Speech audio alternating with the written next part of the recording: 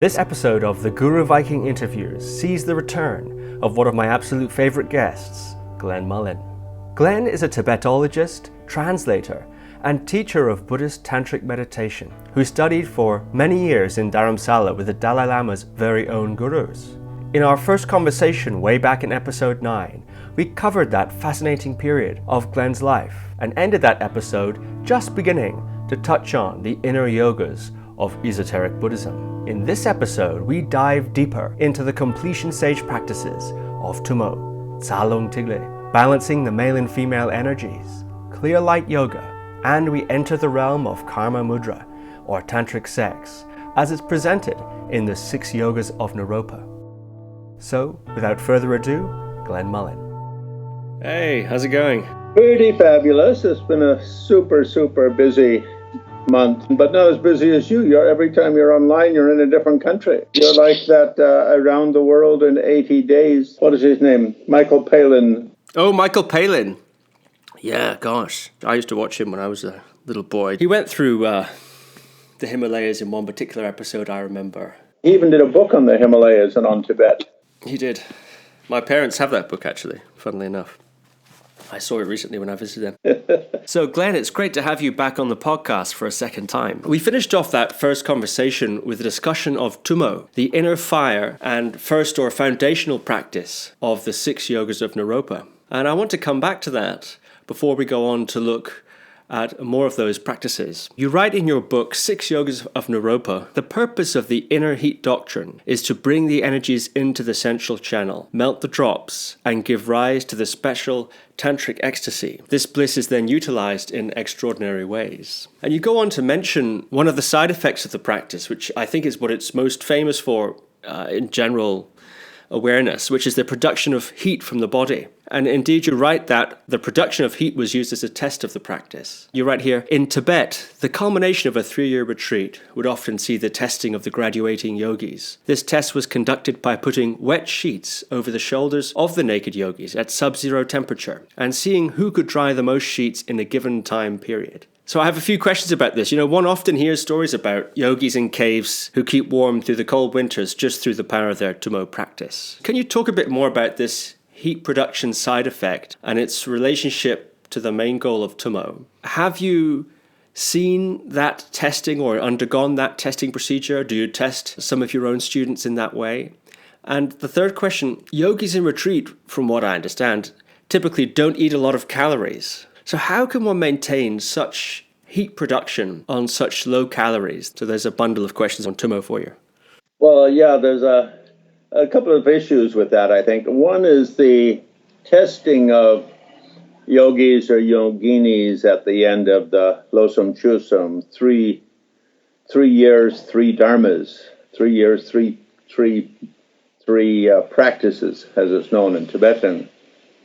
Attracted attention because I think in the West we tend to be more physical than spiritual as a culture.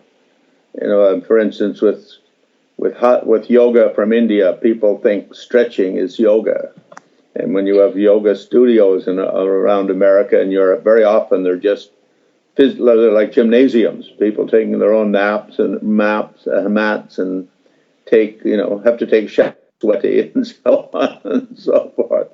So we tend to look at to be more physical and spiritual, even about spiritual things. So I think that gets mentioned by the drying sheets gets mentioned by Evans Wentz in his book, Tibetan Yogas and Secret Doctrines, that was translated by the Sikkimese Lama Dawasendub. But it's not given much importance in the Tibetan tradition. It's really more done as a kind of a celebration than an actual test, I would say.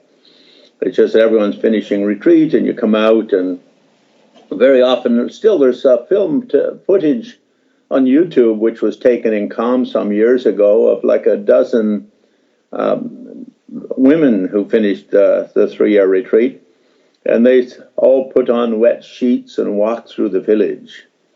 So it's not really that people are graded on a 1 to 20 if there were 20 people doing the retreat or something like that. I think it's more like a graduation party, you could say. And yogis have their own idea of what's fun to do. Drying wet sheets in 20 below zero weather seems to be one of considered to be a great party, sort of like pin the tail on the donkey when we were kids. More like that than anything else, I think. There's other physical to demonstrate your energy control, because drawing the energy back up on Tummo is considered very important. So there's even, some retreats at the end, one even puts the tip of one's penis in a little bowl of milk and tries to draw some of the milk inside of one's body by means of the energy change. In terms of what's the relationship between those kind of things and those kind of coming out of the 3-year process, celebratory activities, party tricks, you could say, and the actual practice of Tummo. The real practice of Tummo is to give rise to inner bliss, and giving rise to inner bliss, that body of bliss. That bliss is an energy, really. It's a kind of a physical bliss that acts as a support for consciousness. And it has 3 qualities. One is that it's very feel-good, dewa in Tibetan, sukha in Sanskrit. And secondly is that it's very reviving or refreshing or awakening. Early translations of Bodhi, enlightenment, rather than enlightenment, translated it as I've woken up, I'm awake. And so that has a kind of a meaning that's very refreshing, reviving, or awakening. And thirdly, in times of great bliss, there's no anxiety in the mind, mitopa in Tibetan though. So the sort of natural kind of hopping into the past and the future out of the present moment is reduced greatly. So it gives an opportunity for the mind to go into very deeper, much deeper states of meditation, if you will, or direct penetration of the nature of being. Meditation here really means go beyond the sense of self and other. Here duality in Buddhism meaning beyond the sense of self and other, when one sees the integrated nature of being. So go into that state of meditation. So as you know, in the 6 yogas, when they talk of the 6, the first Tummo being the foundation, the real practice is clear light and illusory body. So that bliss, really, the optimal vehicle, I should say, the optimal body vehicle for exploring the nature of the relationship between physical and spiritual, between body and mind. Body here meaning embodiment, meaning being in a physical world, being embodied. In other words, one experience not just of one's own Tarzania body, but of the whole universe through the body vehicle, and the world, the physical world experienced thereby. So the purpose of the Tummo really is to give rise to that inner bliss that acts as a vehicle for a sort of a super consciousness, you could say. That's sort of a little bit like taking, 1,000 tablets of steroid. The idea is something like that. The first Dalai Lama writes in his Kalachakra commentary, which I translated in one of my books, Practice of Kalachakra, on the quality of that bliss, and he points out it's 1,000 times greater than sexual orgasm and acts as the perfect vehicle for exploring the deeper nature of the 2 levels of being. In other words, somethingness and nothingness, between somethingness and nothingness. And I think this comes down to something often referred to as the 4 mudras in Tantra. And Samya Mudra, when one, by means of generation stage yoga and visualization, invokes a kind of a great bliss. Secondly, Karmamudra, by means of actual engagement with a partner, arouses great bliss. Mahamudra, by means of meditation and the linking, the direct experience, I suppose one could say, of the harmony between ultimate and relative, between the finite and the infinity, great bliss arises.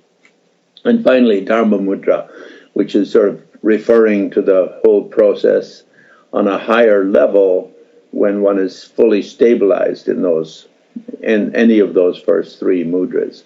So that bliss then acts as the basis, for the rocket ship, if you will, in which we fly to the moon of deeper spiritual experience. Otherwise, in Tantra said, by means of ordinary coarse consciousness, samrakpa, the enlightenment path is very long, slow, tedious, and can even be boring. But with great bliss, never long, never tedious, and never boring.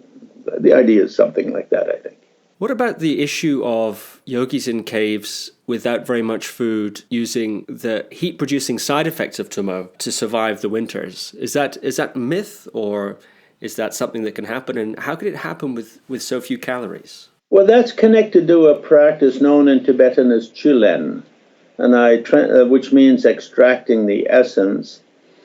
The idea here is that energy is universal. Food is a kind of a coarse energy source, but there's infinite numbers of energy sources. And chulen is a yogic practice known as extracting the essence. And there's a very famous text on that, or lineage of practice on that, known as Metok Chulen, coming from the great female mystic Machik Labdun and Padampa Sengye, the Shiche Sarchud lineage, as it's known in Tibetan, the pacifying and cutting off, pacifying the ordinariness of being and cutting off all kind of negative thought processes and mundane thought processes, in which one makes little one collects flowers in the summer and dries them non-toxic, and then mixes them with a little bit of barley flour and a few medicinal ingredients and some sort of, you could say, mystical substances, and makes little pellets out of them, like the size of rabbit droppings, perhaps, or sheep droppings, and just eats a half a dozen of those each day. And they're basically a kind of just add water kind of food, you could say, that they were developing for astronauts going to the moon. And after making those pellets, one does a meditation using white yogini, where energy is sent and collects all the universal energy, quintessential nutrient, you could call it, and draws it back into the little pills. And then when one eats those, one imagines that each one is like a complete American Thanksgiving turkey dinner, sort of, unless you're vegan, in which case the turkey is tofu, and the butter inside the turkey is, I don't know, canola oil or something like that. So the use of chulen in one of its sources is very common, and that was practiced quite a bit in Dharmsala. In fact, one of my own teachers, Geshe Wangdu was his name, did 3 years with no food whatsoever during his 6 yogas retreat, just doing the Metok Chulen, just using these little flower essence pills.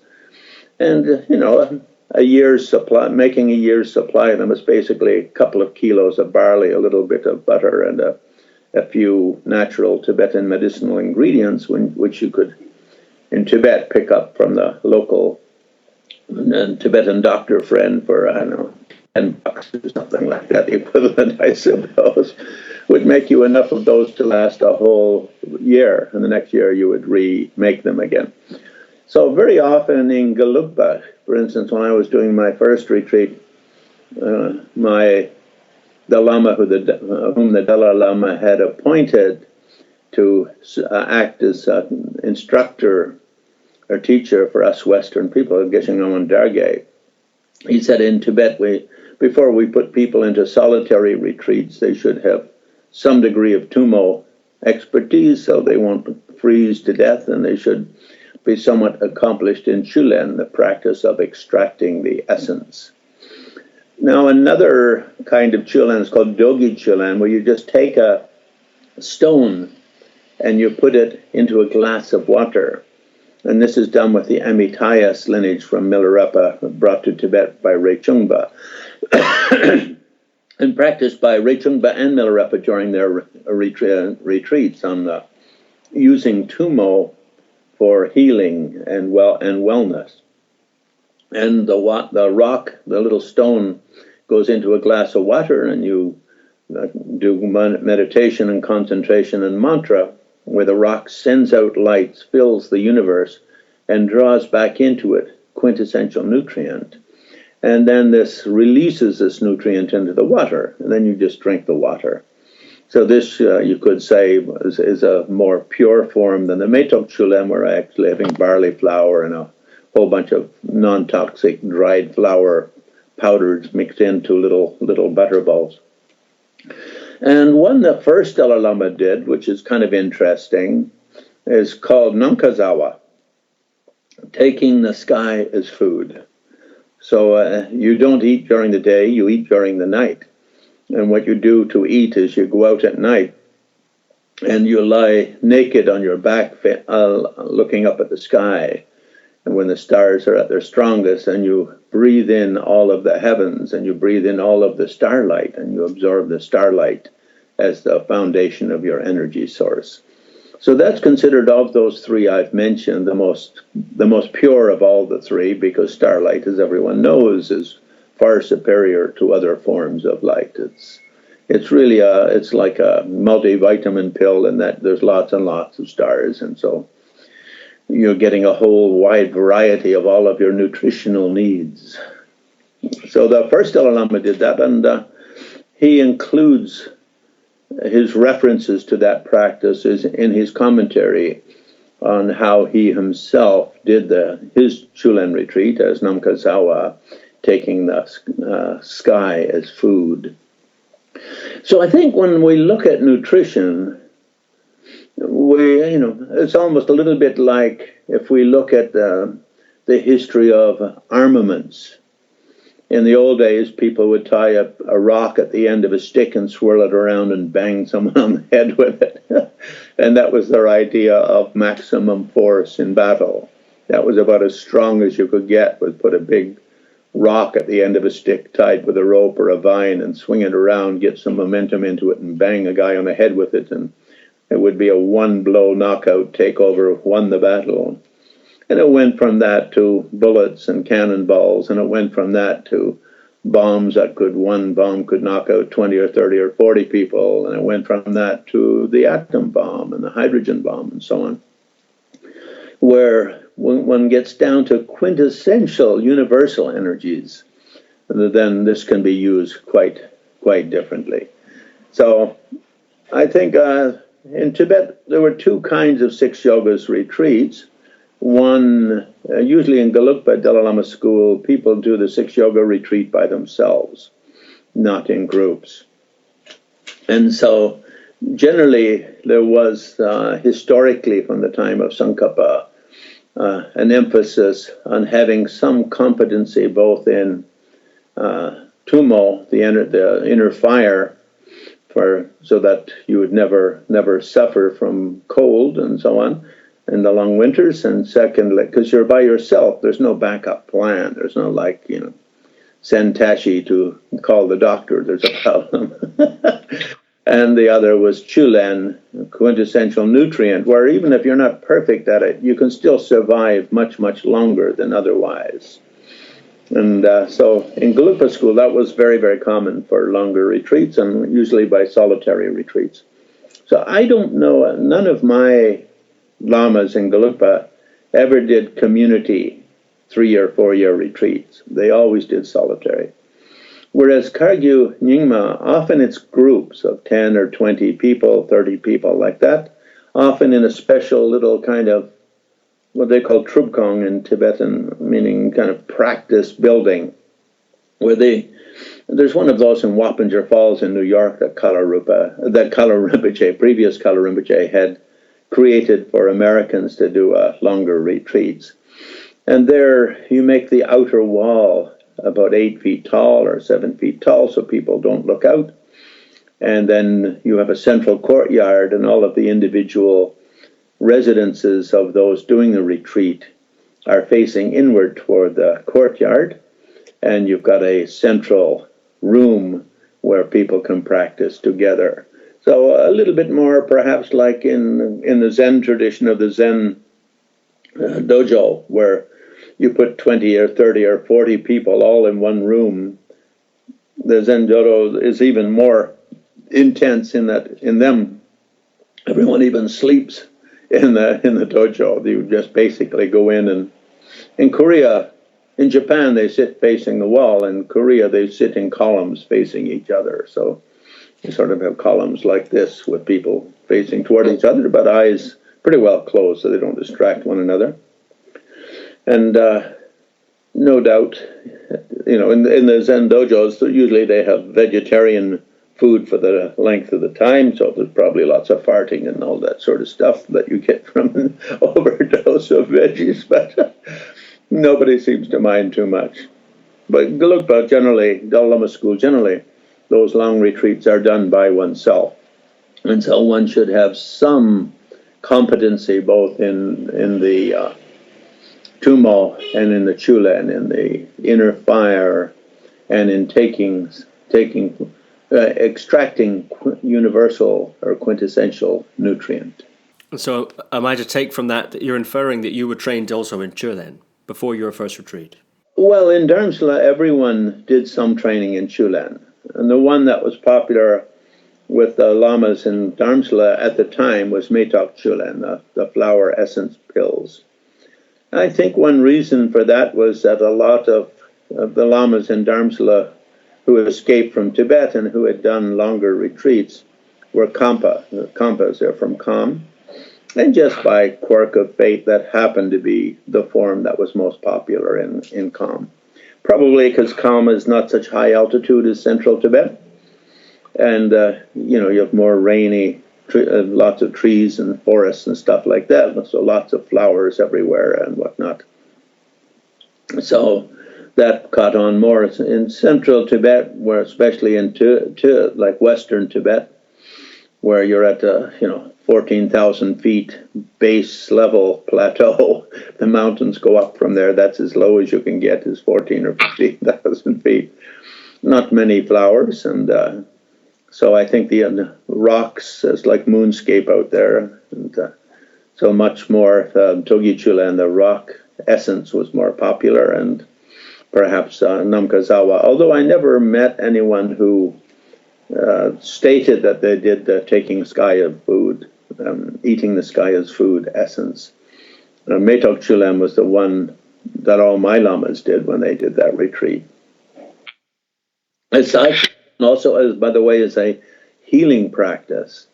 In a lot of tantric yogis, every 12 years does a 21-day flower essence fast, if you will, for detoxification and healing. During the first week, the body exhausts all kind of nutrient that's sitting in the digestive channel, and during the next week, it digests most of the fat tissue in the body.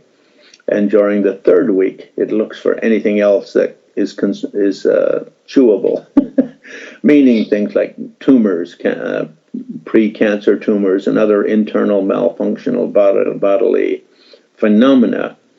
So a lot of Tibetan lamas in Gelugpa every 12 years do that 21-day Chulen retreat. It's Metok Chulen, flower essence pills. I put the recipe for that in one of my books, by the way, the Dalai Lama's on Tantra. The second Dalai Lama his father was head of the Shengpa Kargyu, Six Yogas of Naropa lineage, and his grandmother was the head of the Song branch of the Shiche school from Machik Labdun. His grandma did a 44-year retreat and was very famous for her Chulen practice. So based on that lineage, he wrote a little manual on how to make the essence pills and conduct the 21-day retreat and that sort of thing. which you've translated. Yeah, it's in my book, The Dalai Lama's on Tantra, published by Snowline, presently owned by Shambhala. The main point of the inner heat doctrine, as you write here, is to acquire the yogic ability to induce elemental dissolutions and consciously experience the stages of that dissolution, from the visions of the mirage up to the emergence of the clear light. I'm curious, perhaps you could expand on that series of visions and that process, but I'm also curious to what extent or how much time and effort in the Tummo practice is required to get into that state of mind. Presumably on retreat would be the time to do it. You need lots and lots of run up at it, I imagine. Maybe not. And then how available is that state in, say, the daily practice of somebody who's not on retreat, who's already accomplished some of that process? For some people, ordinary people, here ordinary means karmically, depending on the karmic preparedness you have from your previous lives. Well, in Tibet, to practice Tantra well, you should, as every Tibetan text says, it should be Wangpo Rab. Wangpo means high power, high-powered. And Wangpo Hair really meaning a sort of karmic flow from previous lives, a kind of a baggage, karmic baggage you came into this world with, and when you open your bag, there's actually some good stuff in there rather than just, this is going to get you run over by a train at age 3 or something like that. Positive karmic baggage, you could say. And so for those people, it's a little different, and depending on that level, how much effort is required becomes a very much a variable based on that, what you're coming into it with. And so, there's many examples, King Suchandra, for instance, and also Indrabhuti, who were tantric recipients and holders over the centuries, never did solitary retreats. They were running their kingdom, and they couldn't do a 3-year retreat or a 5-year retreat because of, as is often put, they had a kingdom to run and 500 wives to keep happy. And so they never did retreat. Instead, in terms of invoking the bliss, they practiced the second of those 4 mudras, which is the Karmamudra, the sexual yoga, which is a kind of easy way of invoking bliss. It's a little bit difficult to control the bliss yogically is the issue, and unless you're Wangpo Rab, a person coming into the world with strong positive background, karmically background from previous lives, then it's difficult to use that bliss effectively. And when the bliss tends to become more indulgent than yogic, one could put it like that. Sort of like the pleasure of eating the chocolate as opposed to using the energy of the chocolate as a universal nutrient as a Chulan substance, something like that.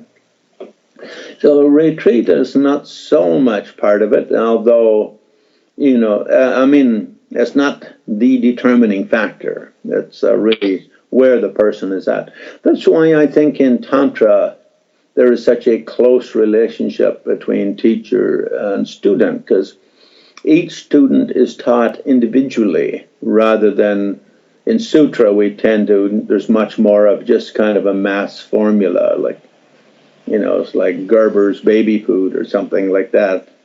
Or it's like walking into the pharmacy and just picking up a general tonic.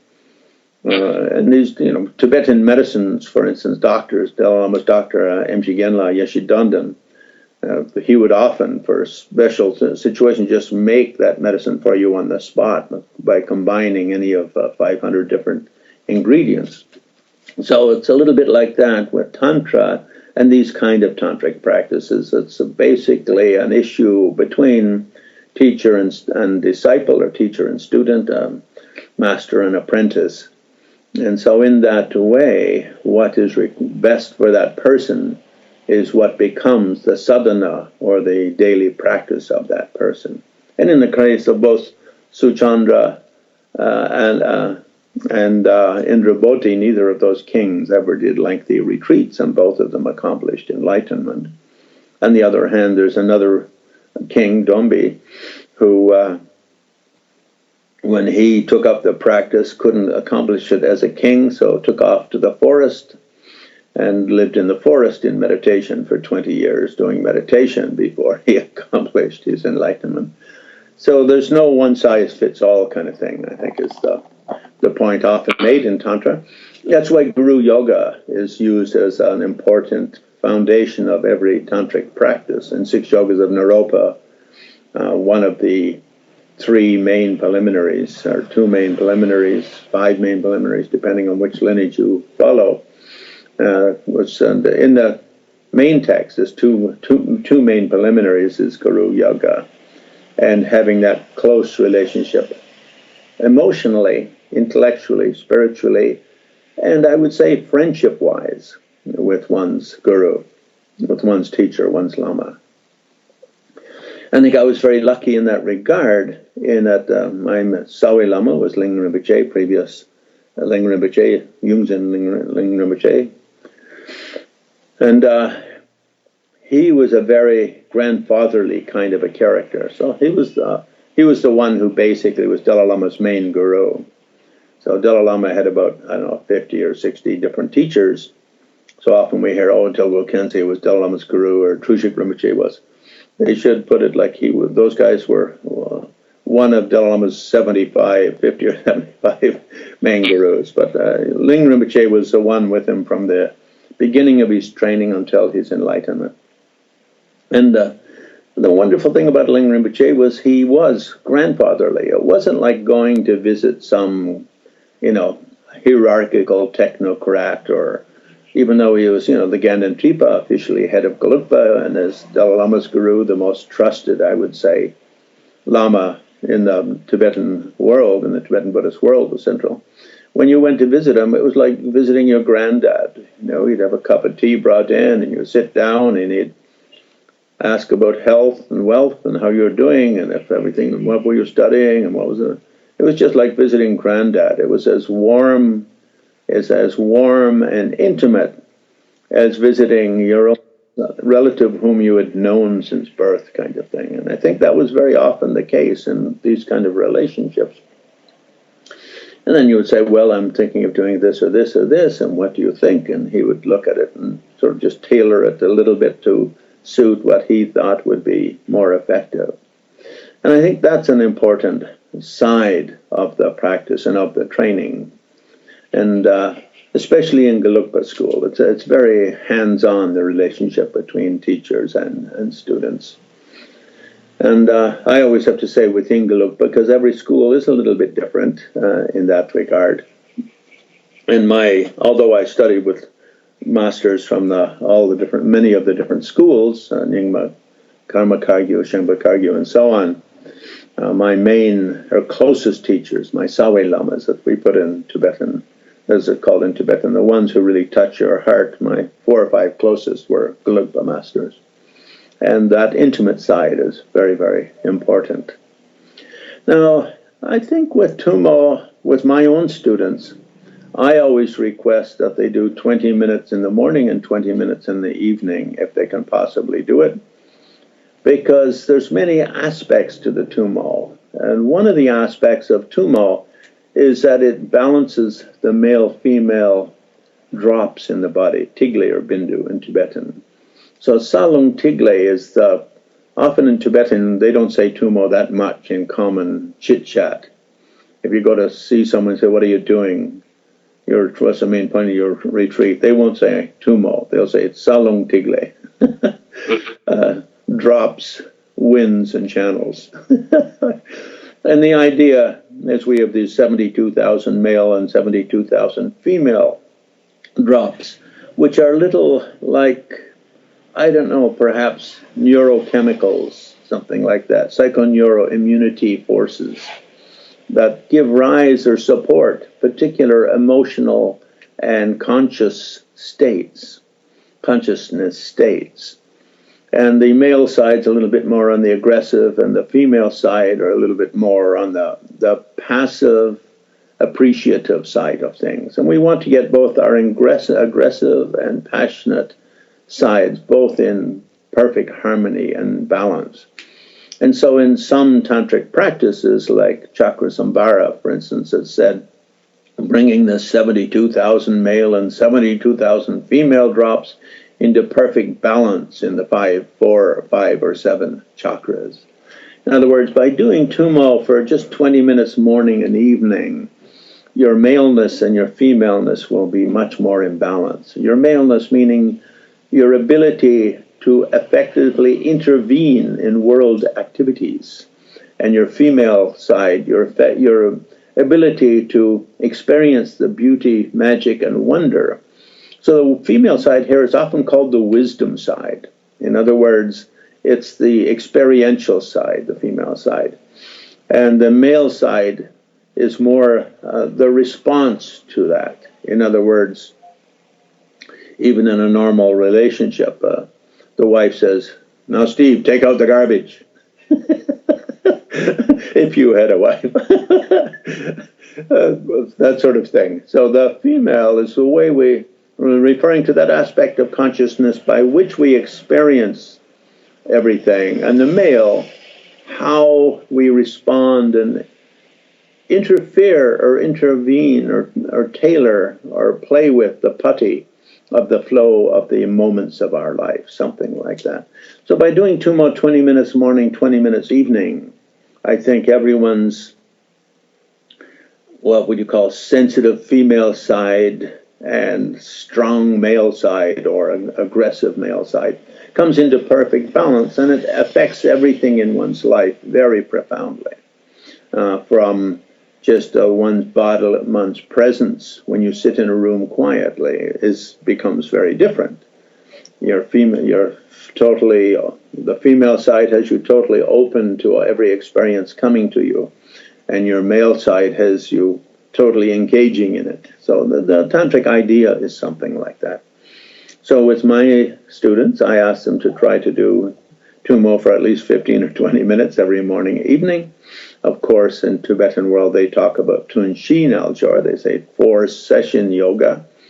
Doing 4 times a day is best because it's like, washing your dishes, washing them after every meal. It's better than just washing twice a day. Something like that is there. And of course, to get the higher levels of accomplishment, that depends on the individual. And so one of my students here in Korea, for instance, he'd been a Zen monk for, 20 or 30 years, and he wasn't doing that well. And so, but because he had this long history of practicing in the Zen tradition, then when I taught him Tummo, I asked him to do 2-hour sessions at 4 times a day, a minimum, for 3 months. And he did that and had very, very good results. But that's not really a formula that works well for everyone.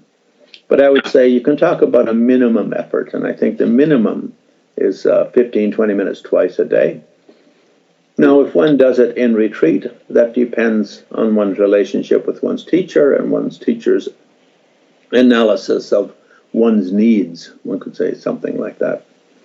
And very often one does it in connection to the Tantric sadhana, the daily dakya, as it's called, the generation stage practice, which acts as the format in which Tummo is practiced. Now, to go back to your question about the dissolution of the elements as referred to in Tummo, this is talking about the deeper level of being. On a deeper level, all living beings have both a body and a mind. And the body on a most subtle level is the energy supporting consciousness. And that energy being in Tantra called a karmic wind, legilong. And this travels with us from lifetime to lifetime and is always in a state of fluctuation and remolding, as Desmond Tutu once put it, a work in progress. And riding upon that is the Mother Clear Light. meaning the deepest level of consciousness, the eternal radiance of the soul. Now, some Buddhists don't like to use the word soul because in early Buddhist texts translated from Pali were usually translated from by Christian missionaries, and so they translated anatma as non-self, as no soul. So there's a lot of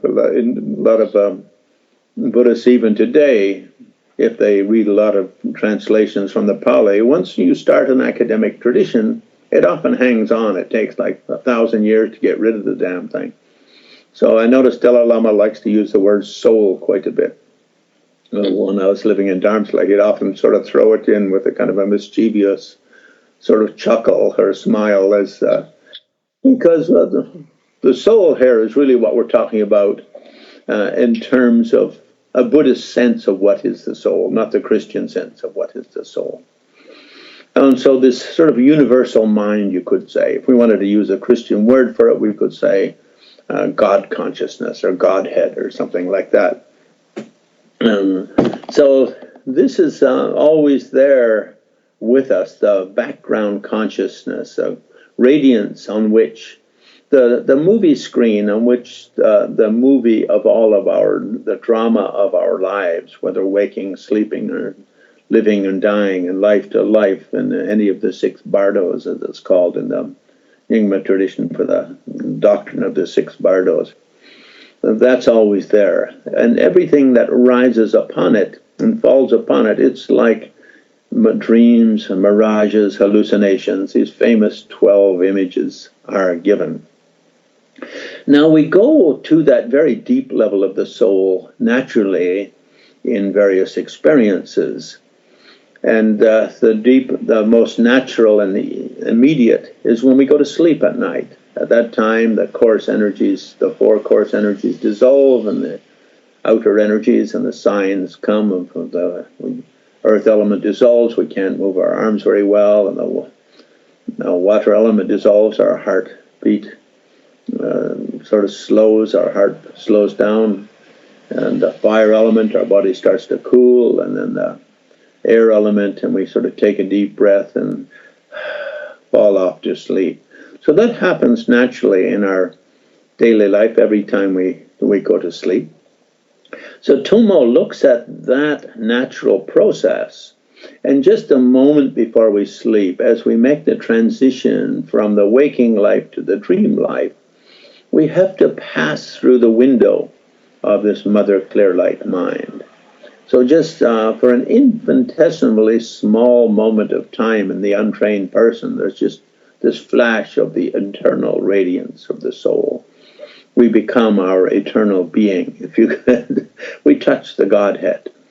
And so the problem is with that, of course, it happens so quickly that most people don't really grow from it or transform from it. It's just, they just go into the sleep and they go into dreams, and then they toss and turn in their dreams and wake up in the morning, and once more go transitioning from dream state to a wake-up state, have to go through the window of the clear light mind, or the eternal radiance of the soul.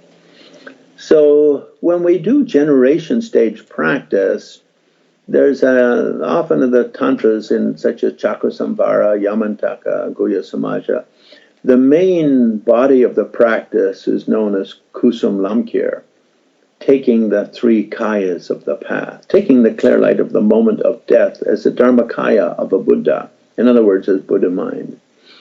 And then taking the bardo and dreams as kind of the Sambhogakaya, the bliss body, or the joy body, or the body of completeness of a Buddha. And taking waking up and doing things as rebirth, and as Nirmanakaya, expression of the Buddha mind in the ordinary world. So when we do that even from beginning, from the day after we receive empowerment and we start doing generation stage yoga, when we start the sadhana, we go Om Sabhavashoda Savadhamma Sabhavashodo Ham Tambanyudukyor, everything becomes emptiness. Then we sort of imagine the body that we're dying, just like at the time of death, and our ability to notice the external world disappears. And we just notice a couple of relatives beside our deathbed, perhaps. And then they disappear. And then we just notice our own body. And then we notice our body energies start to fade. And the earth element dissolves and we can't move our limbs anymore. And the water element fades and our heart either slows drastically or even stops. And then the fire energy fades and the body cools. And the air energy fades and no more breathing, something like that. And then we go through the dissolution of the drops, the male, 72,000 male drops as one coming to the heart from the crown chakra, and the 72,000 female coming as one from the navel chakra, collapsing together at the heart. And when they collapse together at the heart, each of those stages, those 7 stages, having outer and inner visions or signs, something like that. So people in the Tibetan world who you could say cultivate a bedside manner, in other words, sit with the dying and assist them in the dying, will study, will specialize in that process and recognizing the physical signs and sort of communicating, talking to that person or communicating with that person as they're dying. Pointing it out to them as it's happening, you mean? Right, as it's happening, and helping them stay consciously aware of the process. And then at the end of the 7 stages, it's called the 4th radiance, the clear light mind arises. So at the time of death, if we can hold to that clear light mind for extended periods of time, we can sort of sort through everything in our life very neatly and tidily and straighten up all loose ends, tie all the strings of loose ends. And it's called achieving enlightenment, the clear light of the time of death, for those who didn't achieve enlightenment in their lifetime. And then when we practice Tummo, we try to invoke that energy dissolution by means of the Tummo practice. In other words, by manipulating, if you will, the drops and energies of the body, inducing, it's kind of a death simulation process, you could call it something like that, a death simulation process, going into very deep meditation and inducing yogically the dissolution of the 4 elements and the generating of the 3 nangwa, the 3 radiances of the male energy is fading and the female energy is fading, and then the sense of a separate self fading.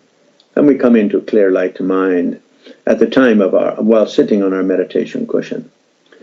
Now, when we talk about doing that as a yogic practice, Marpa used to say, my system of 6 yogas is the best tantric system in Tibet at this moment, because we can practice Tummo during the day and clear light yoga, illusory body yoga on our meditation cushion.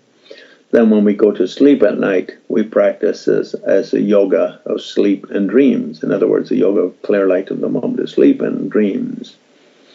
So when we say practicing illusory body clear light yogas in the 6 yoga system, these being the 2 main practices, the clear light really means reducing external sound, background sound, and isolating the sound just of the inner radiance of the eternal radiance of the soul. A little bit like, I don't know, a sound master in a studio can take 1,000 people talking in a crowded room. Technically, I don't know if it's physically doable, but a simile would be, if it's physically doable, tuning into one voice and cutting out all those other background noises, and that one voice becomes totally clear. So the idea of Tummo is that when you're seated there, what do these 4 energies support? They support the energy of mind. They support the 5 senses. And from all the sensory data comes all of the roaming of it's like being in a Grand Central Station in New York, with the crowding of the sensory activities. And on the coarse level of consciousness, even if we do deep samadhi meditation, where we cut that out, we don't do it on the basis of bliss, whereas the radiance of the eternal radiance of the soul has this great bliss quality. So it's doing what we would do in samadhi, except doing it on the basis of great bliss. I would say that's the defining characteristic of highest yoga tantra practice, Tummo, with illusory clear light yogas. So it said we experience that clear light mind at all kinds of occasions. When we sneeze, at the tip of the sneeze, there's this very sort of pleasant feeling right at the end of achoo. You sort of stretch into infinity just for a moment. And there's sort of a flash of pleasure from it. Probably from a combination of the hyperventilation comes with that great sort of explosion of energy of the air coming out. And we explore that between each thought moment, but there is so minuscule, like one finger snap has 67 thought moments, is a kind of a Buddhist mathematical statement.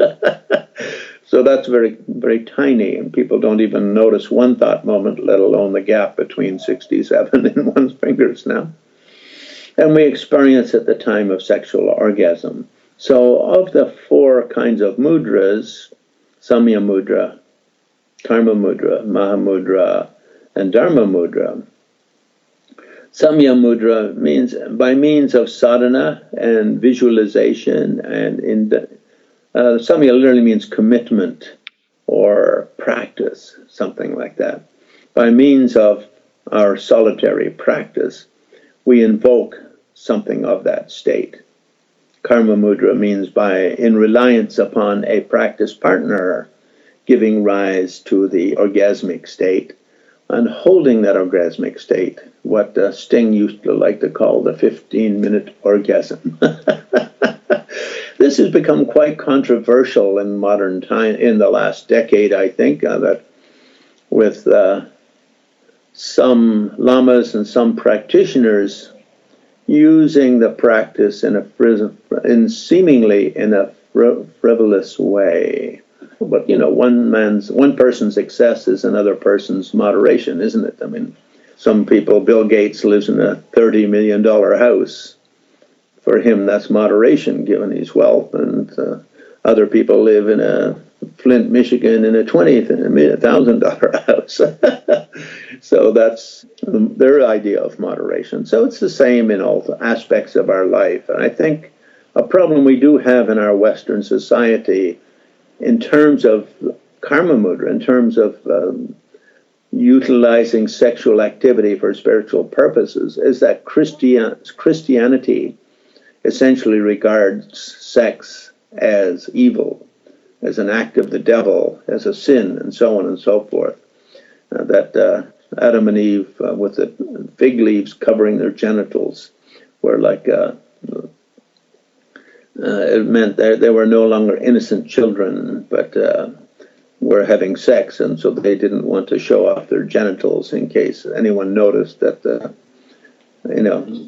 I don't know what you would notice, but anyway, we can use our imaginations. And I think that's a problem.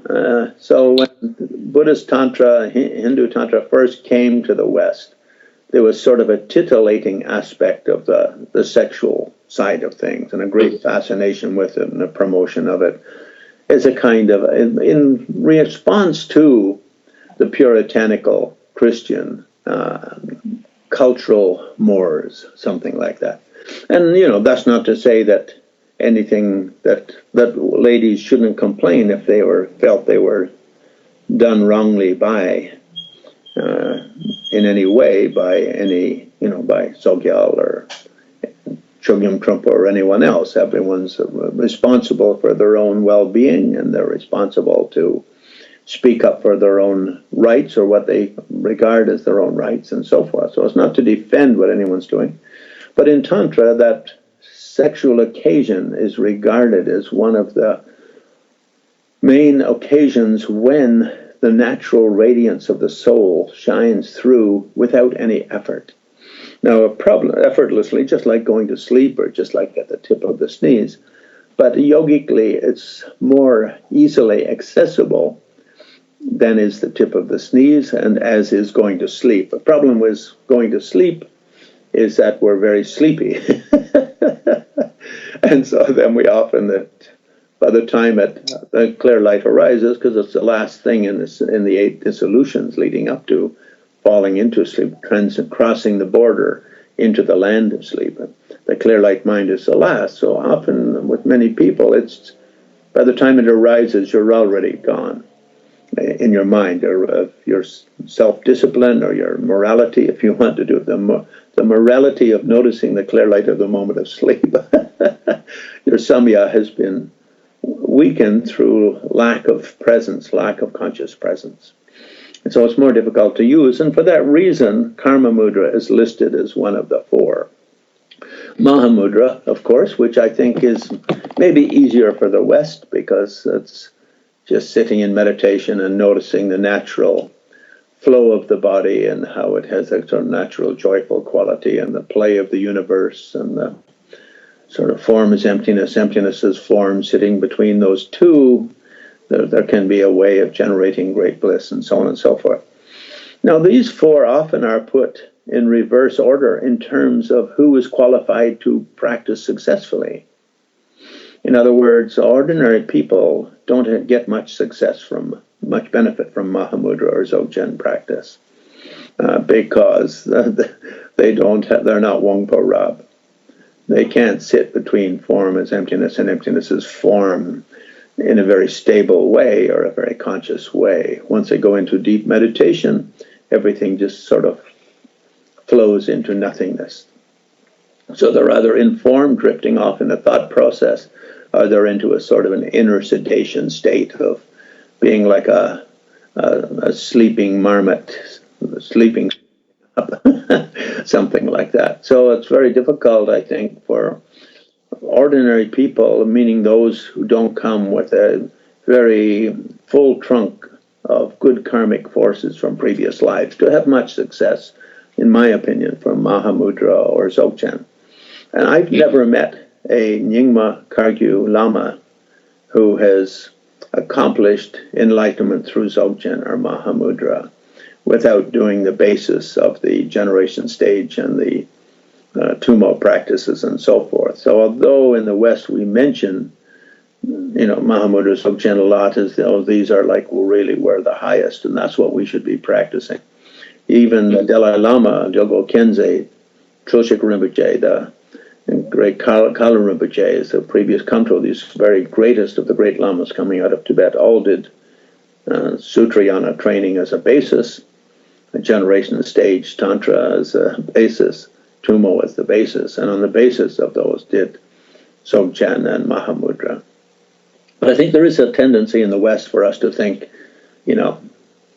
we're like special, and I'm the best, I should be doing the best. And the best there not meaning what's best for you, but what is taught once you've, in the Tibetan tradition, what generally is taught once you've become stable in the other practices. So there is that problem in the West. Let me tease a couple of things out of there. Last stop on the balancing of the male and female energies, then a couple of questions here on Karmamudra from what you've said. You mentioned that the balancing of the male and female energies shows up as an effect in many, many areas of life. You gave the one example of sitting there and having your presence in the room's different. What other sorts of more mundane, if you want, effects have you noticed in yourself or your students as those energies begin to come into more balance through the practice of Tummo? Well, for instance, I had one student in Philadelphia maybe 20 years ago or something like that who he was a sort of a low-end business person, office supplier, you could say. And when he'd go to visit his customers, he would always be kind of like in a drab state of mind.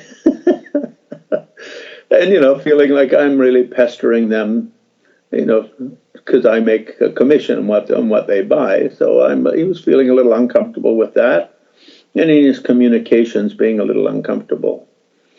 And so after 3 months of practicing Tantra, he sort of generated a whole different feeling towards things in terms of the intervening in things, looking at what he was doing with office supplies as a celebratory sort of service, if you will, looking at his time with those customers, not as him being there pestering them to buy something so he'd make a commission, but as a time spent with equal individuals on the basis of Mother Clear-Light Mind, or Buddha nature, or the Godhead, or whatever one wants to call it. And so within 3 or 4 months, his whole life changed. He went from, having a kind of an hating his job and being unhappy at it. And because he was unhappy of it, nobody liked to see an unhappy person walk into your room nervously trying to sell you something so they'll make, $50 or $50 or something from that thing. And it went from people not being that happy to see him, that when he walked around, there's that really wonderful guy who, comes by every month or so to chit-chat about our needs rather than about what he wants us to have. And so just by that change in focus of him, the female side, appreciating the beauty of walking into a room and seeing people sitting there doing their job. And, humans are beautiful. When one human looks at another, if you look, it doesn't matter if you're 90 years old or a 3-year-old baby, or it doesn't matter if you're a sort of synchronized left-right model-style beauty, or you're an Arnold Schwarzenegger ugly as hell beauty. But back of Notre Dame had his own sort of cuteness about him. So I think that female side of noticing the beauty and the sensual fullness of each moment is part of that, I think. The completeness of the universe in that moment. And coming into the room with that air, and people would just naturally rise and give them their attention and look forward to what to them would otherwise be a boring 15 minutes in their day, or a tedious 15 minutes, was suddenly became a joyful exchange of 15 minutes of sort of radiance and appreciation and that sort of thing. So I think that's a kind of an example of how it affects our daily activities when we relate to ourself on the basis of our timeless mind, timeless radiance of the soul, and relate to others on that same basis. I think also at play there, of course, is in Tantra. Tantra is the crown ornament of Mahayana, and the foundation of the Mahayana is the idea of seeing everything one does as beneficial to both oneself and others.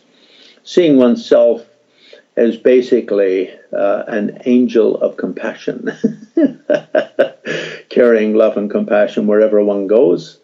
Tantra adds humor to it. Rope Laginelja, the yoga of being a playful deity. So having love and compassion in your heart and everything you do is the Sutra Yana side, and wisdom of emptiness, a kind of a lightness, everything's a little theatrical and illusory.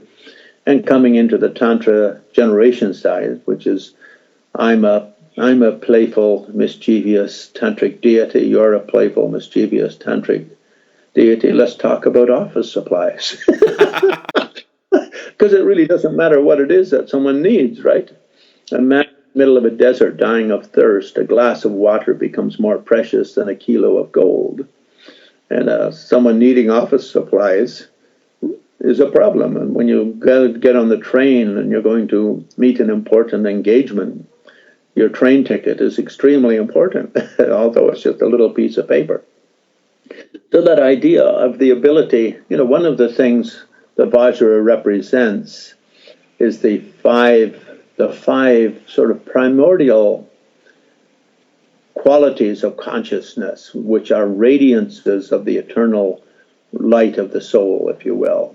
And one of those is the radiance of how all activity is joyful exchange, represented by the green Buddha Amoga Siddhi in the north of the mandala and so on. Everything we do is a kind of expression of our Buddha nature. And everything everyone else does with us is an expression of their Buddha nature. So it can be something very mundane, having a cup of tea or coffee, or buying a stapler off a supply store, or having your car repaired at the mechanic's. If we can bring love, compassion, sort of the lightness of the emptiness, form is emptiness, emptiness is form, and that's the prajnaparamita basis, or the general basis, the playful deity yoga. And if on top of that we have Tummo, bringing our male-female energies into balance, so our mind is up to actually keeping this into spontaneous play rather than like a discipline, like I have to be more playful. How can I be more playful? And you mentioned last time in our conversation that sometimes things go wrong with Tummo. Well, any human activity has a potential of something going wrong. You know, in America, 30,000 or 35,000 people die in auto accidents every day, just driving across the city or going from one town to another on a joyride. So something which is meant to be very simple and has maximum government safety standards, like driving a car, leads to 30,000 deaths and probably a couple of 100,000 physical injuries every year, just in America, let alone worldwide. I once mentioned when someone asked me that question in Theosophical Society, I mentioned that in America every year, some thousands of people break bones or die tripping over their pets. And I said, so if safety is your main value, you should buy a gun, go home and shoot your pet. I said it as a joke. Please don't do that. I've seen pictures of your dog. The reality is it doesn't matter what we do. You know, people, kids will eat a peanut and it'll get stuck in their throat. It's a major cause of death for kids under a year old or something. They'll eat a piece of food which is just a little bit too big to go down and it gets stuck at the windpipe. So everything we do has a potential of not going in the right direction. So in Tantra, for that reason, we do say it's important to have a qualified teacher and one with whom to discuss things if you feel that things aren't going in the right direction.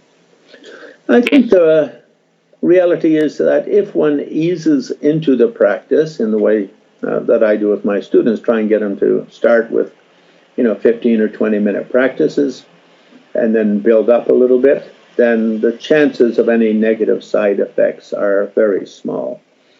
And once or twice when I thought things with particular students weren't going well, I just told them, don't do Tummo anymore for a year. Just do bodhicitta meditations on love, compassion, or emptiness, vipassana, insight, do some Tara sadhanas and Shenrazi sadhanas, mantras, take long walks in the park, go for a holiday to Bermuda and go scuba diving. Sometimes, like with an athlete, for instance, if you pull a muscle, you have to take a rest and recuperation period. So I've never had any of my students go in any kind of long-term problematic area. So nothing as dangerous as driving a car or keeping a pet. Because pets, it's hard to go away for 6 months and leave them. They get mad. You probably noticed. Or do you take your dog with you? No, he stays in California. Let's talk a bit about Karmamudra. You've already actually mentioned several things about it. And Karmamudra, you put it in your book on the Six Yogas. It's there to make the quantum leap from the stage of inner heat yoga to that of the illusory body yoga. And you've talked quite a bit about that. One thing I'd like to sort of zoom in on a bit, and this is from your book, Female Buddhas, 2003 book, Female Buddhas. You write here, the Tibetans, this is from the Abhyam chapter, the Tibetans seem to have shown great interest in Karmamudra and the tradition of tantric lovemaking during the early years of Buddhism in Tibet. However, an amazing enthusiasm for monasticism and celibacy swept across Central Asia from the 11th century onward, and Karmamudra was gradually replaced by Jnanamudra. As a consequence, most lamas today of all schools of Tibetan Buddhism generally have only practiced jhana mudra. They'll have heard about Karmamudra, but will never have practiced it. This is equally true of married lamas. Although they may enjoy sex as part of their normal married life, this is for the ordinary romantic purposes, with the added biological function of producing children to act as their spiritual heirs. So I'm curious, given that, as far as I know from what you've listed, most of your main teachers were monastics, were you trained in the practice of Karmamudra? And also, in your opinion, what's the state of Karmamudra techniques and lineage today? Well, I think with Karmamudra, one aspect of it is because so many of the great teachers and commentators, if they weren't monks, were writing mainly for monks and nuns. They tend to, as in the second Dalai Lama's commentary, he says, with Karmamudra, it's a very secret topic, and I won't write about it here. He puts this in both his commentaries, Six Yogas of Naropa and Six Yogas of Niguma. And he says one can learn it from the oral tradition.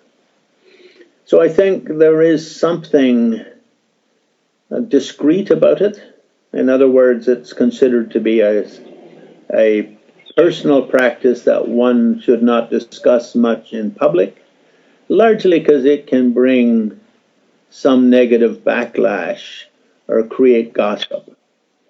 And when I write that in those two books, I didn't do that based on some survey that was made of 10,000 practitioners. It was just a kind of an opinion piece, I guess you would say, that may or may not be true. It's like how many married women have love affairs in the first, outside of marriage, in the first 2 years of their marriage. It's very hard to know. It's like if someone goes up and asks them, will they answer honestly or not? Now, within the spiritual tradition of tantric practice, everything one does in tantra is supposed to be secret. Not only the fact that Karmamudra, even the fact of one's practicing tantra was often kept very secret in the old days. They said with Kadampa lamas, you wouldn't even know they practiced tantra until after their death, when you found a vajra and bell in their begging bowl or in their food bowl. They were so discreet about it. And I think there is that kind of a question. But I nonetheless do think that a large percentage of monks and nuns do practice Karmamudra at one time in their life in a kind of a controlled environment. But again, there's no objective survey on that, and I don't think it would be possible to have an objective survey on it.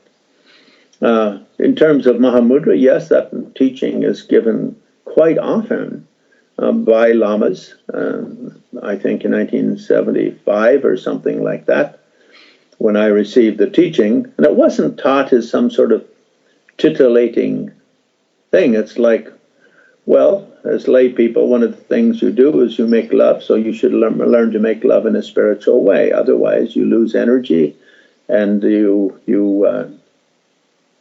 it just basically becomes a kind of a pleasure pastime, like any other pleasure pastime. But if you can make it part of your Tummo practice, then it's an excellent occasion for touching the primordial clear light nature of mind. Now, it's often said, another one of my lamas, and he was a monk, when he was asked about, do monks and nuns practice Karmamudra? He said, well, sometimes when they do the 4-year retreat, if they arrive at a particular stage and can't get through that stage without the help of a partner, then the Lama may say, I've got someone of the opposite sex who also is in that kind of situation. If you guys want to do 6 months retreat together, then that's fine. Now, it's not considered breaking a monk's vow, because in Buddhism, celibacy isn't not having sex. Although, this is a Western explanation of celibacy. Celibacy is really not having sex on the basis of delusion and on the as a casual escapist tactic from the humdrum quality of everyday life. Now, there's a lot of Vinaya debates on that in different schools of Buddhism, but generally we say the monk vow and anyone's vow of celibacy is a Hinayana vow. In other words, it's from our first stage of practice, not Hinayana as a school of Buddhism, but our first stage of practice as Vinaya. When you're a young tree, you should put a fence around that tree so the goats don't eat it. Something like that. It's superseded by the Bodhisattva vow, which means the vow of universal responsibility. And all Hinayana and Mahayana or Bodhisattva precepts are superseded or trumped by the Tantric precepts. And also, if Karmamudra is practiced, then it's not done with one's ordinary body, nor with the body of an ordinary female, or if you're a female, with the body of an ordinary male. One transforms into the primordial radiance of the clear light mind, comes out as the Sambhogakaya. Buddha emerges from that in the form of the mandala deity, and one's body is now the body of a god. So it's no longer an ordinary person doing such a practice. So in that way, the Vinaya, we could say, is not superseded. Now, of course, puritanical technocrats will say, oh, just like a rationale, like a logical thought about something can be an excuse. But it's not. It's not. It's actually the basic fact of reality. It's the truth of the being. You could say it's God's truth. And so there is that problem, I think, that there will always be people who are literalists in terms of certain things. Like, for instance, there's a Buddhist vow not to kill. But people who take that vow not to kill will slap a mosquito. Or they'll, kill cockroaches in their kitchen and put down medicine, as Tibetans call it, for the cockroaches in the kitchen. Well, that vow not to kill is always given a condition, not to kill unnecessarily, without compassion, and without some kind of really necessary reason, something like that. And you don't think of it as, in Tantra, we don't think of it as killing, we think of it as a kind of transitional Buddha karma activity. If my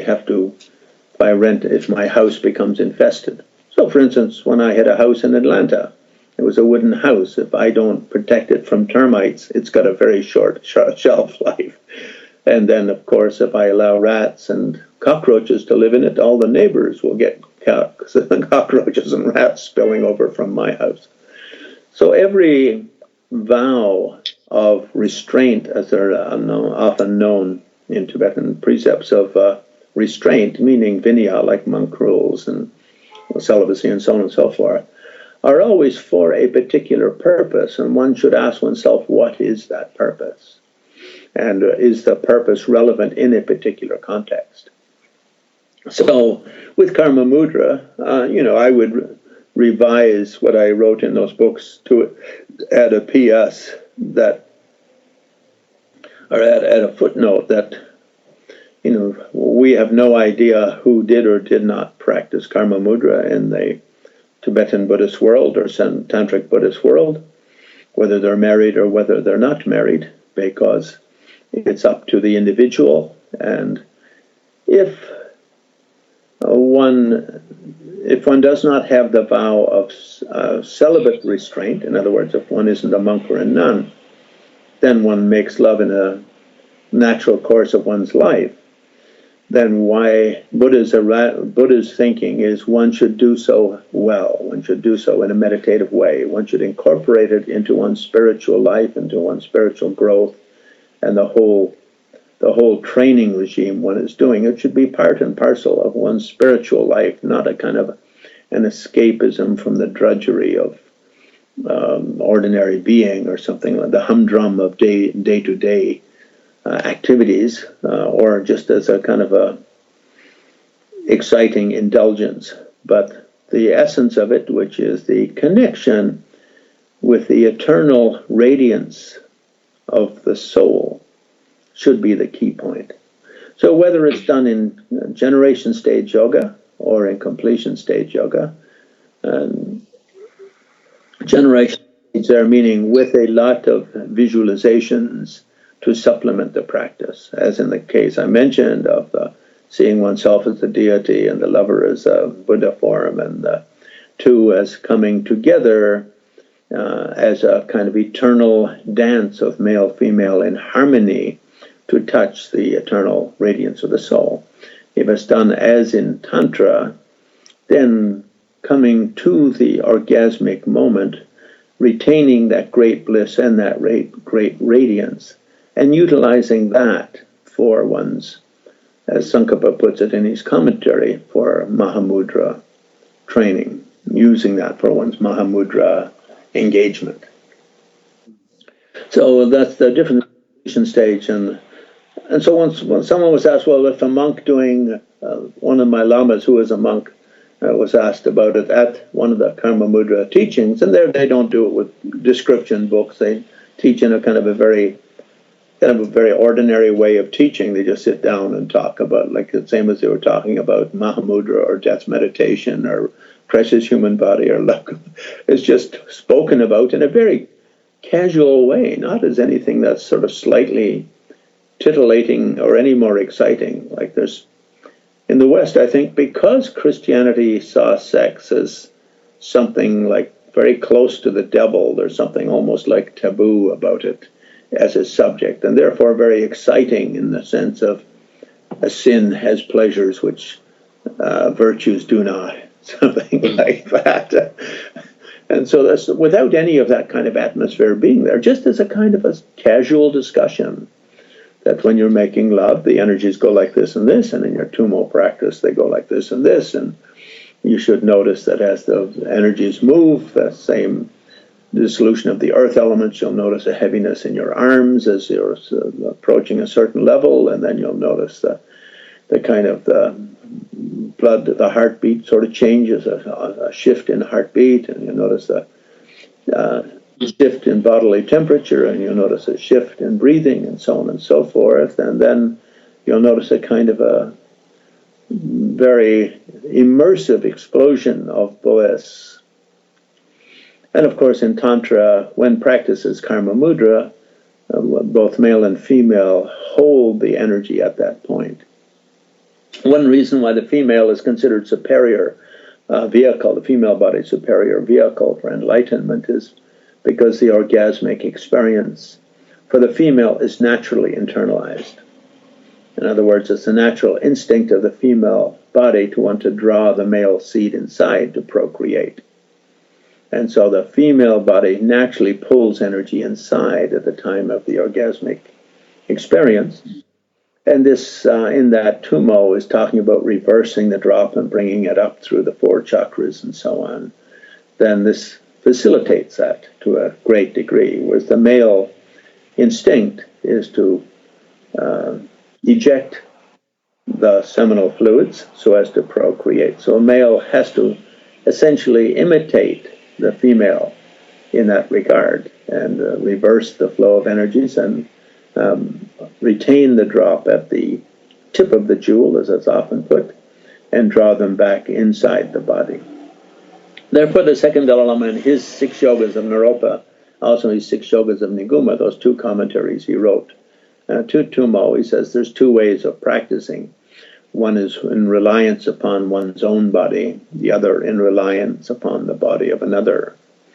And in other words, through when one does retreat with a partner. And he says, goes on to say, because this text is being written as a general teaching manual, not as a specific one, therefore I'm just going to address practicing in reliance upon your own body.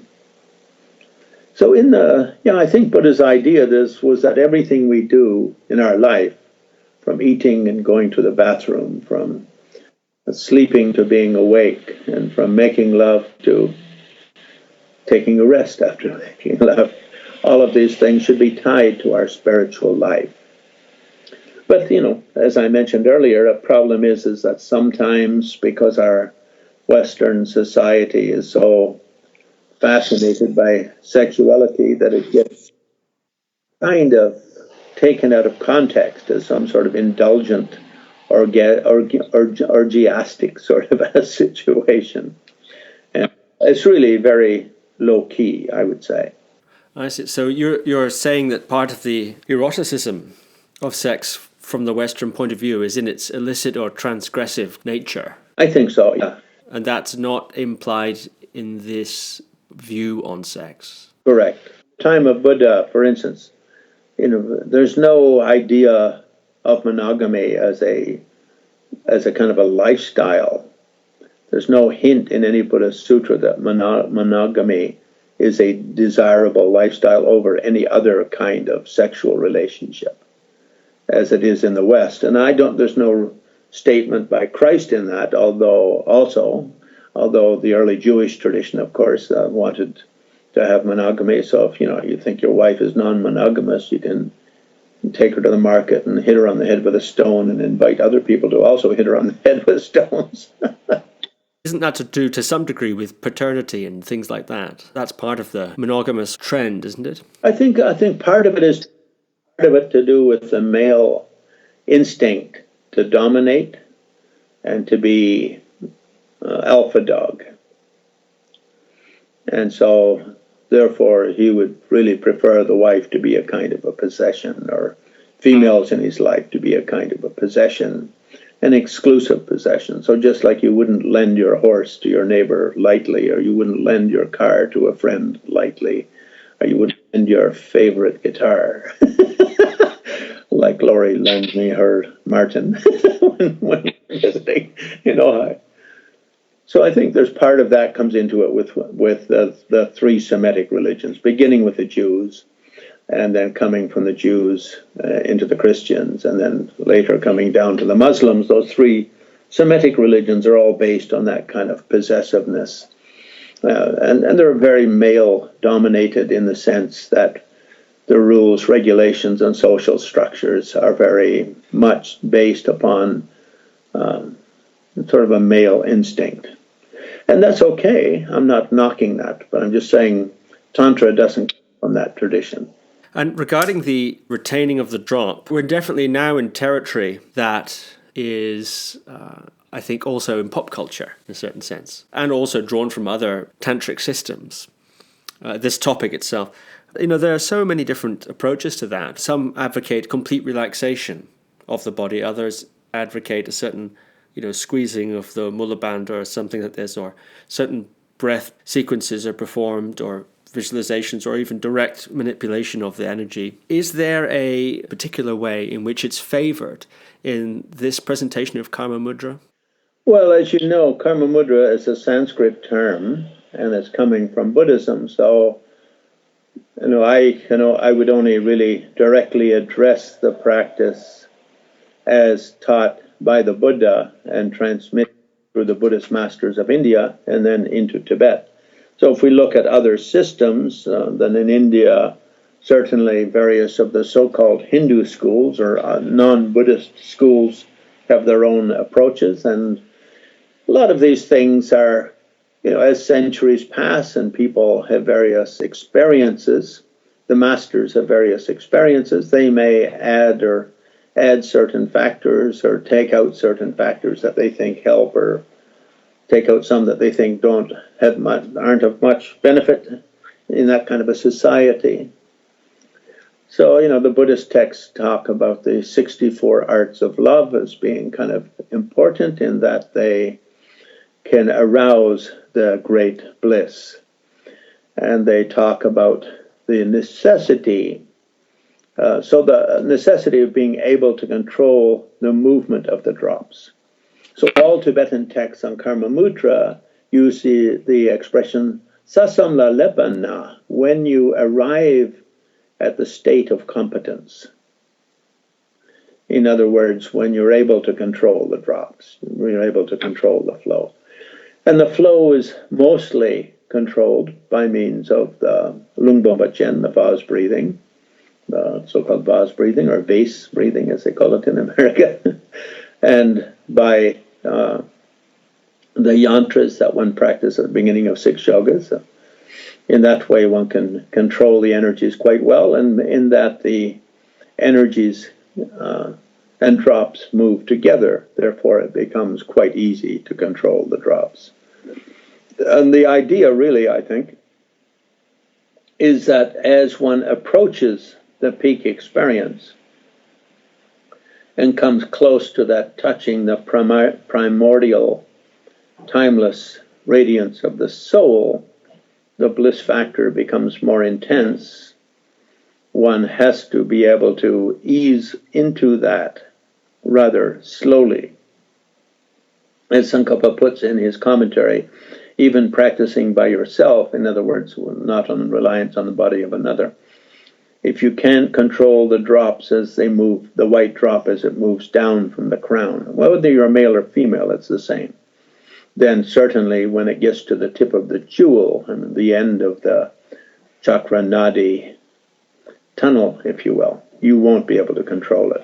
In other words, if you can't control from the beginning, it becomes, the further you get into the process, the more difficult it becomes to suddenly grasp control. It's like if you're driving along in a car and you keep control of the car steering wheel and the road conditions, it's very easy.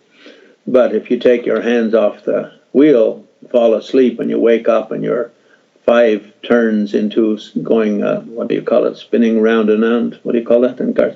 If you're into wheelies, I think they used to call them wheelies. My brother crashed 13 cars practicing doing that at high speeds when he was a young soldier.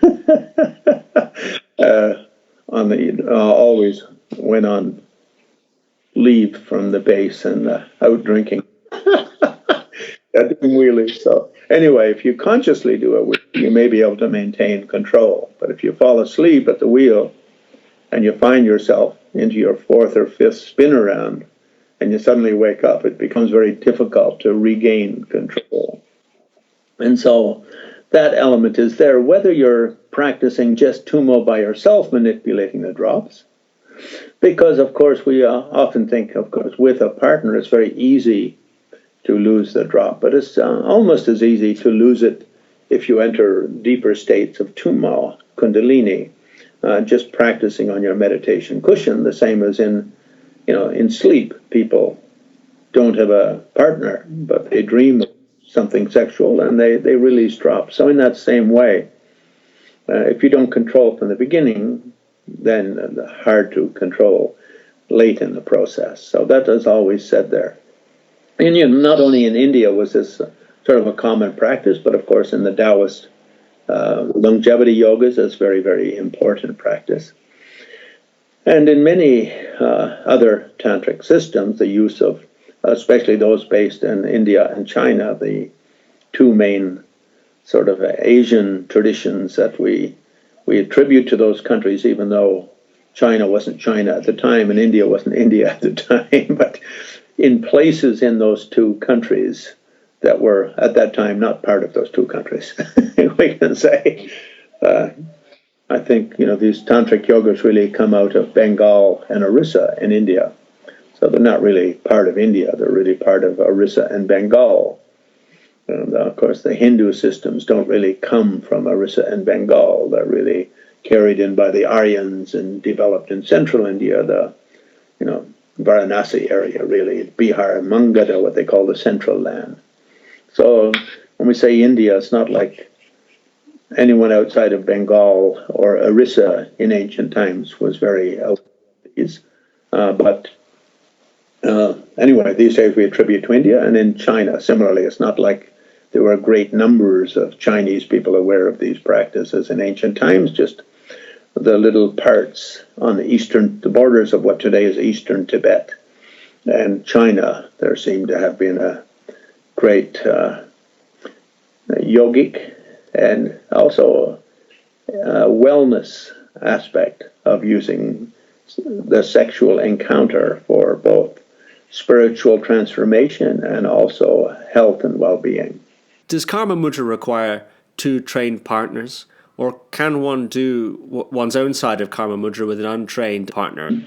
Yeah, I think, in the Buddhist world, we say if you're making an offering, if you have the actual substance, you should make the actual substantial offering. For instance, if you're doing a tantric ceremony and it says it's very nice to have a plate of lapis lazuli dust on the altar during this, because lapis lazuli is a favorite jewel of Vajrapani, and there's a Vajrapani empowerment, and so a plate of lapis lazuli dust from cut lazuli stones is a wonderful offering to make.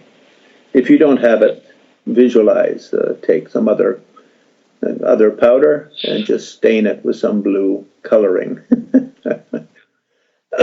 So when they talk about mudras, they talk about various kinds, and one is shinke, unke, ngake, born from place. In other words, the idea is certain kinds of peoples born at particular times and places just by karmic coincidence are naturally qualified without any training. Then there's ukye, born from light. Means, in my mind, that means because of karmic instincts from previous lives, they're naturally appropriate. And the third is ngakye, which means born from mantra practice. In other words, actually trained in the same tradition, trained in the same tradition, and so forth. So there's the tantric texts speak of those three types. And so only in the third of those is there a kind of a conscious, discussion. Otherwise, it's just making love together like two humans do every night on Earth. Many millions of humans make love together, and they don't always tell everything about everything they're doing. Like, they don't say, well, I'm doing this as part of a spiritual practice because I've decided that the way to benefit men is to make love to a bunch of them, to cheer them up, because men look so drab and unhappy. And a woman could make love to someone thinking that. The guy looks very drab and unhappy, I'd better cheer him up, or something bad could happen. Or she just may think, I think that's a handsome guy. Or she may think, I think that guy looks rich, I'd like to, be part of his wealth. I think I'll make love to him, and maybe something nice will come out of it financially for me, or job opportunity, or whatever. I mean, one of the wonderful things about sexuality, I think, is that it's motivated by many factors. One doesn't have to bring all of them up at every encounter.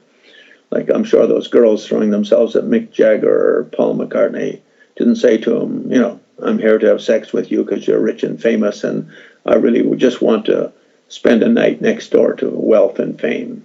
And I'm sure that was never said. So I think it's the same in Karmamudra. One depends on, if the best, it's always said, is a qualified partner.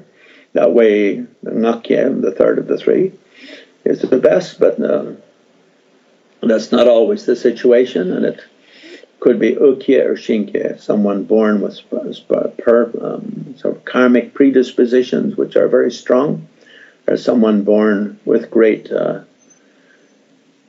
inner radiance. So the first Dalai Lama says something like that in his commentary to the Karmamudra as practice in the Kalachakra tradition. Glenn, I'm noticing now we're coming up to almost 2 hours.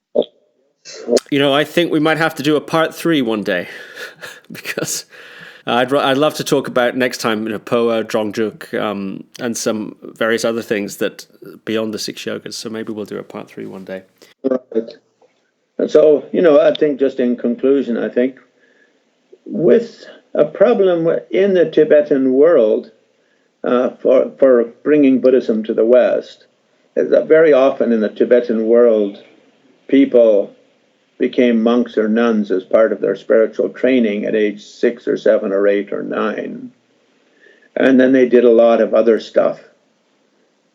Basically, they learned to read and write, and reading, writing, and arithmetic. And they learned memorizing prayers and all these kind of things. And they went through all sorts of stuff before doing Tantra. And so then Tantra was regarded as something for when they became older. So the problem in Lama's teaching in the West is sometimes, too, they regard it like Westerners. We had to, like, slug away as kids for 10 years before we got to do the Tantric stuff. I should make my disciples slug away for 10 years before they get to do Tantra. There's kind of a let's get revenge on the Westerners kind of thing. There's that kind of atmosphere is there. And I don't think it's appropriate. And, you know, in the Gelugpa, for instance, usually it's one Lama, one student is the formula in that case. And even that Lama, like, you know, any of the great Gelugpa Lamas teaching around the world, even if they've got 100 or 500 or 1,000 students, they still tend to teach each student individually. So I think that in general public perception and in public teachings, this idea that one should do other stuff for 10 or 15 years before doing Tantra, before doing Tummo and so forth, I think it's a big obstacle to the proper way of doing Tantra in the modern world. You know, we don't have to, when we come to Buddhism in our 20s or 30s, we don't have to learn to read and write, and we don't have to learn to pick up some cultural literacy and so on and so forth. So that's already gone. And I think the other thing is Tantra in the West has been promoted as something very exotic, almost erotic.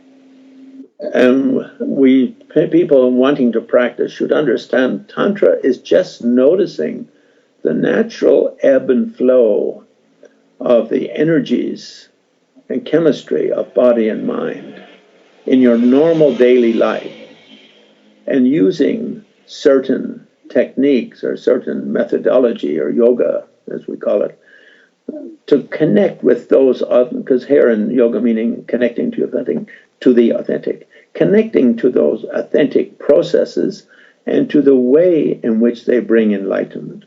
So in particular in Tibetan, Marpa termed his 6 Yogas of Naropa as Sewa Sumgi Naljor, the yoga of connecting through blending.